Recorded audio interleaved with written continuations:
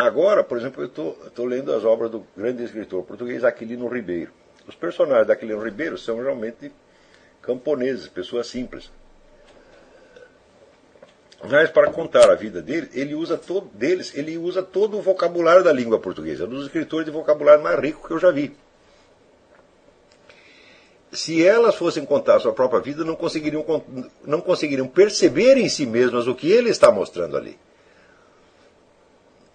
Então, vamos dizer, é este descompasso entre a experiência real e a consciência é que a educação visa a suprir. Para isso, ela tem que criar, em primeiro lugar, tem que transmitir, em primeiro lugar, os meios de expressão. Sobretudo, os meios de expressão linguística.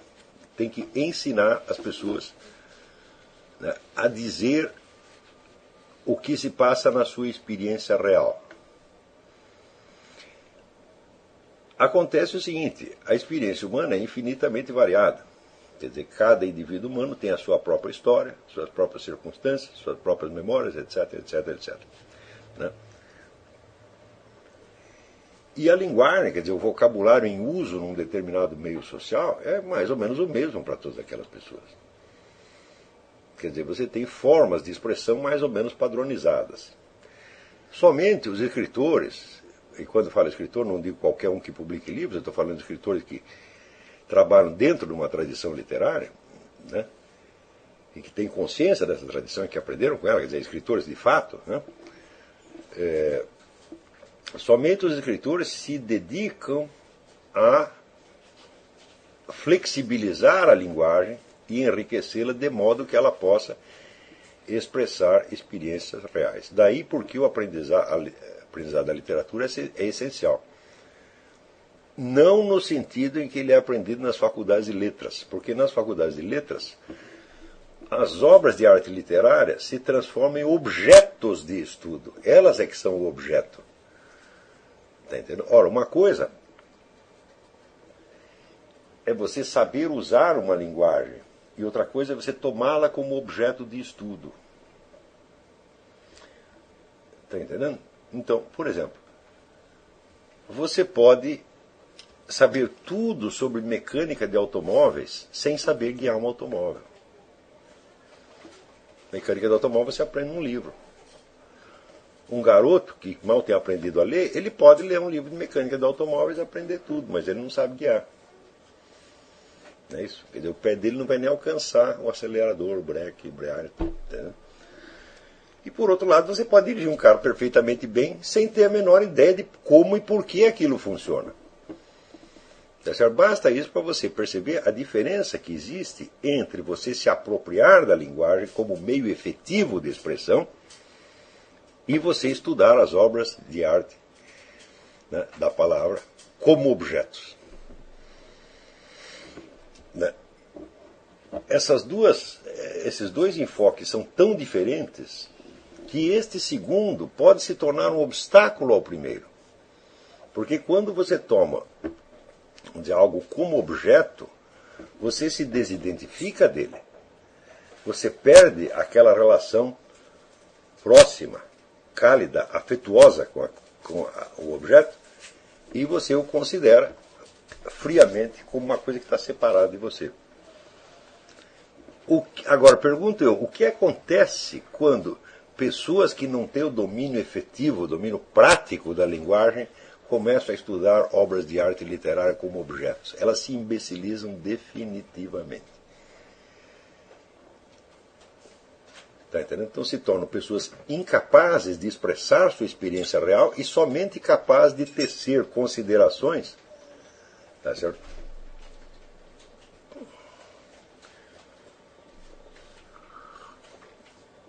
sobre objetos que elas não têm a menor ideia de para que servem.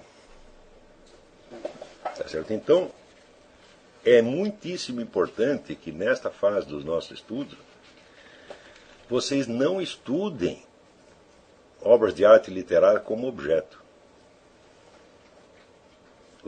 Aqueles que entre vocês têm a infelicidade de ser alunos de faculdade de letras, por favor, façam abstração do que aprenderam lá. Tá certo? Vocês têm que tomar posse das obras de arte literárias como uma criança que está aprendendo a falar. Você vai ter que aprender a falar como esses escritores falam, de modo a você poder usar os instrumentos que eles criaram, usar os giros de linguagem, o vocabulário, tá certo? A sintaxe, tal, como um instrumento seu. O que você tem que aprender é a imitar esses escritores. Imite um, depois imite outro, depois imite outro, depois imite, vai imitando vários. Dessas várias imitações, tá certo? Você irá aos poucos compondo o conjunto de instrumentos expressivos que lhe interessa para os seus próprios fins. Está compreendendo? Depois de você ter essa experiência viva das obras de arte literária durante muitos anos, então daí você vai ter, vamos dizer, uma coleção de exemplos de obras de arte literária na sua mente, e você já terá absorvido o que essas obras podem lhe dar. Depois disso, você pode talvez até considerá-las como objetos e entrar em estudos literários. Mas se você fizer isso antes, você vai estar lesando a sua mente.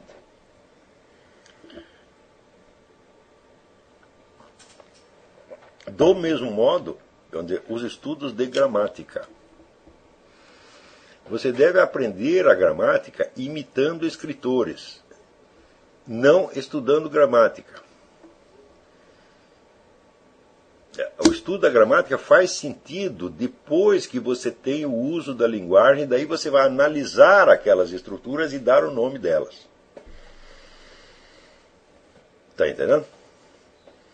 Então, eu digo para vocês, eu não aprendi nada de gramática até os 32 anos. E eu escrevia perfeitamente, de maneira inteiramente gramatical. Por quê? Porque eu tinha lido centenas de bons escritores e tinha assimilado todos aqueles truques de linguagem deles. Não eram bem truques, eram instrumentos expressivos. E simplesmente eu escolhia, vamos dizer, dentro do que eu tinha na memória, eu escolhia, vamos dizer, as palavras, as construções, certos encadeamentos, tal como eu necessitava deles. Tá certo? Se você começa por estudar gramática, você tem a preocupação da correção gramatical no início, você nunca vai aprender a escrever. Você vai ficar sempre um camarada artificial. Então, vamos dizer, uma coisa é a linguagem como instrumento real, vivo, para seu uso. Outra coisa é a linguagem como objeto de estudo. A gramática toma, tanto a gramática quanto os estudos literários tomam a linguagem como objeto de estudo, não como objeto de uso. Está compreendendo? Porém, uma coisa que para você é só objeto de estudo e não objeto de uso é uma coisa morta, é uma coisa que não tem validade, não tem presença pessoal para você. Tá certo? Então, vocês vão ler os escritores com esta ideia de você aprender a expressar o que eles expressaram. De início, você vai ver que eles conseguem, eles usam uma linguagem pessoal para expressar algo que eles estão querendo dizer, algo que está na imaginação deles, ou na memória deles, ou no sentimento deles. Tá certo? Mas aos poucos, quando você tiver lido vários, você vai ver que esses esquemas servem para situações análogas, suas. Tá certo? Porém, a imitação é extremamente importante, porque é na imitação que você vai aprender, vamos dizer, a modular o tom conforme as necessidades expressivas. Eu recomendo que quando você começa a ler um autor, não em filosofia, mas em literatura, você leia de preferência a obra inteira dele, ou pelo menos as obras principais, justamente para assimilar esse estilo. De que você imite servilmente o modo dele escrever. Por quê? Porque depois você vai imitar outro que vai te libertar das limitações do primeiro, e outro, e outro, e outro, e outro, e outro, e outro. Quer dizer, os males da imitação serão corrigidos pela própria imitação. No fim, você vai ter um repertório tão grande, tá certo? Que você verá que você já não está imitando ninguém, você está escrevendo como você mesmo. Mas isto é uma coisa que deve acontecer naturalmente. Não tenha, portanto, essa preocupação de originalidade no começo. A originalidade na expressão literária é uma conquista e não uma obrigação. Você não tem obrigação de ser original no começo. Você será original se puder, quando chegar lá. Entendeu? Eu considero que este aprendizado literário é absolutamente fundamental para a filosofia. Por quê? Porque a filosofia se expressa também através de palavras e ela usa todos os recursos da expressão literária e mais alguns que a expressão literária não conhece. Por quê? Porque ela vai passar da simples expressão, né, à reflexão. Tá certo? E não somente a reflexão, mas a busca da verdade através da reflexão. Ou seja, todo o mundo da literatura é um mundo da expressão, está simplesmente expressando experiências. Não está especulando o que essas experiências significam universalmente. Por isso é que você não consegue tirar conclusões morais de uma obra de arte. De uma obra de arte literária. Você não consegue. Então,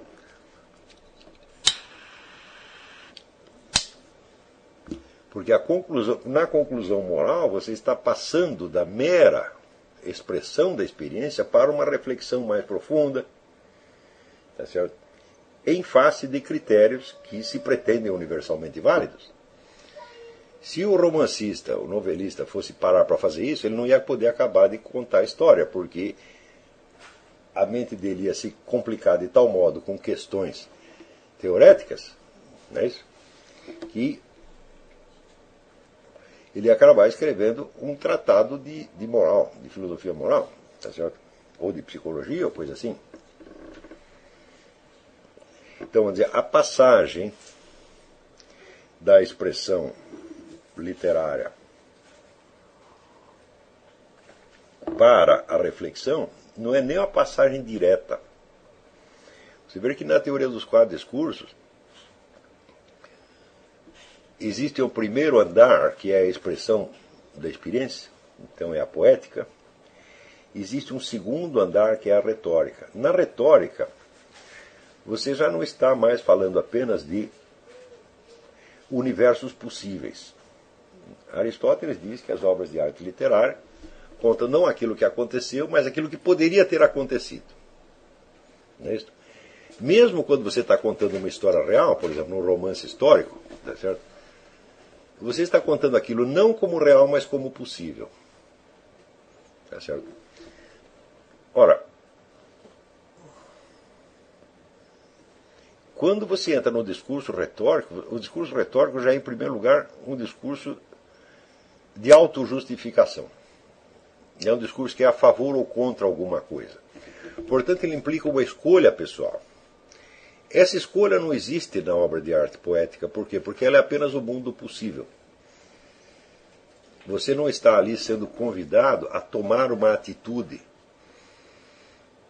Você está contemplando a complexidade das escolhas colocadas a personagens reais ou hipotéticos. Tá certo? Mas o problema que está em jogo é deles e não seu. Não é isso? Por exemplo, quando Hamlet descobre que um sujeito matou o pai dele, o que ele vai fazer? Ele vai perdoar, ele vai vingar, tal. Bom, isso aí, felizmente, não aconteceu para a maior parte de nós não temos esse problema. Tá certo? Porém, existem algumas escolhas na vida que você tem que fazer realmente. Tá certo? E você vai ter que se persuadir delas e vai ter que persuadir os outros de que você está certo. Tá certo? Então aí que você entrou na retórica. É na retórica que entra então o problema das escolhas pessoais e dos valores pessoais. E só depois disso, só depois de você ter feito muitas escolhas pessoais e você ter percebido contradições entre elas, tá certo? daí é que vai entrar o que é o exame dialético, que é a confrontação dos vários discursos retóricos possíveis. Isso quer dizer que na passagem do estudo literário para a filosofia vai haver um salto. Este salto é dado através da retórica.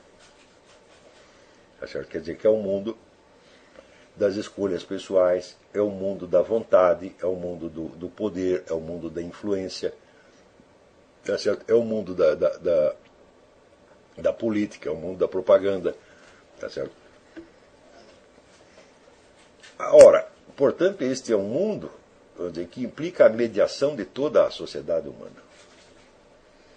Quando você decide agir assim ou assado em face de certas circunstâncias, você toma uma atitude pessoal e você a justifica, o que você está fazendo? Você está usando os valores que você imagina que o público em volta acredita como justificação para uma conduta especial sua.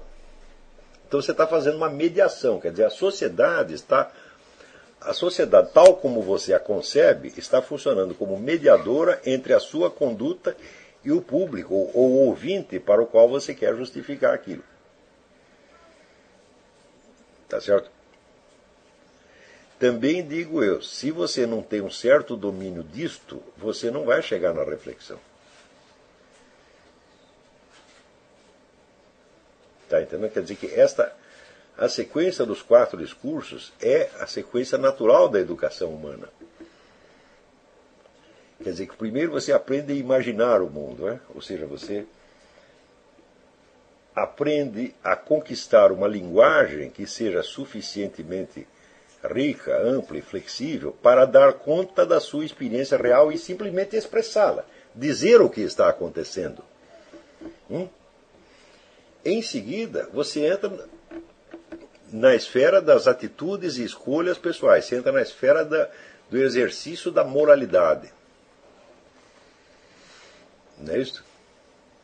Então é ali que surge o problema, vamos dizer, do certo e do errado, do preferível e do preterível, não é certo? Do melhor e do pior, não justificados em termos abstratos e universais, mas usados como legitimação das suas próprias ações e das suas próprias escolhas.